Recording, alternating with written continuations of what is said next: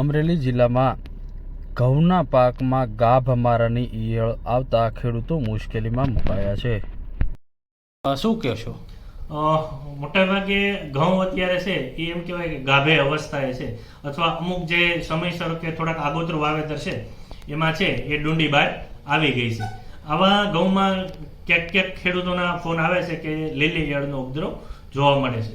તો આ તબક્કે ઘઉંમાં જો લીલી ઈયળો હોય તો એની માટે છે એ ખાસ કરીને જંતુનાશક દવાનો છંટકાવ કરવો હોય તો ઇન્ડોક્ઝાકાર છે એ આવે છે, અથવા નોઆલ્યુરોન કરીને દવા આવે છે. એમાંથી કોઈ પણ એક દવાનો છે એ છંટકાવ કરવો જોઈએ. સાથે સાથે જો લીલી ઈયળનું જૈવિક નિયંત્રણ કરવું હોય તો એક HNPV વાયરસ આવે છે.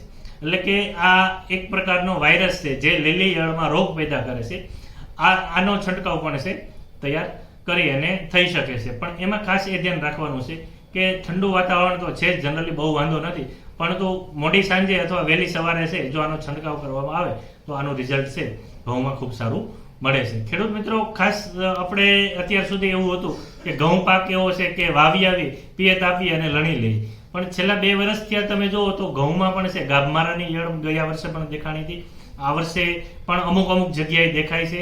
અને ખાસ કરીને લીલી ઈયળ જે ડુંડીની છે જે આપણે વાત કરી એમાં પણ છે એ ધ્યાન રાખવું જોઈએ. એટલે કે ઘઉંમાં હવે માત્ર વાવી આવીને કાઢી આવી એવું નથી, પણ ઘઉંના ખેતરમાં પણ છે આંટો મારવો જરૂરી છે, જેથી આવી કોઈ જીવાત દેખાય તો નિયંત્રણ કરી શકાય. બીજું, આજે જે ખેડૂતનો મારી પાસે વોટ્સઅપમાં ફોટા આવ્યા હતા કે ઘઉંમાં ગળાનો ઉપદ્રવ પણ ખૂબ અત્યારે દેખાય છે.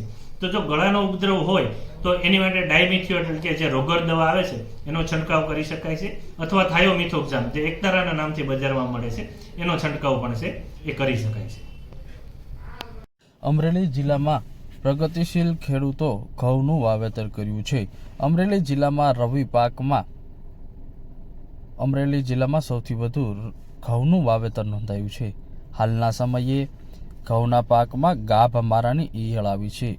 અનેક વિસ્તારની અંદર આખતર વાવેતર છે, જે વિસ્તારની અંદર આજે ગાભ મારાની ઈયળ અને ઘઉંના પાકમાં ગળો જોવા મળી રહ્યો છે, જેથી ખેડૂતો મુશ્કેલીમાં મુકાયા છે. અને ખેડૂતો દ્વારા અમરેલી જિલ્લા ખેતીવાડી અધિકારીને આ મુદ્દે રજૂઆત કરવામાં આવી હતી અને ફોટા મોકલવામાં આવ્યા હતા. જે બાદ ખેતીવાડી અધિકારી ભાવેશભાઈ પીપળિયાએ ઘઉંના પાકમાં ઈયળ અને ગળાનો રોગ આવે ત્યારે દવાનો છંટકાવ કરવો તેમજ કઈ દવાનો છંટકાવ કરવો જેની ભલામણ કરવામાં આવી હતી.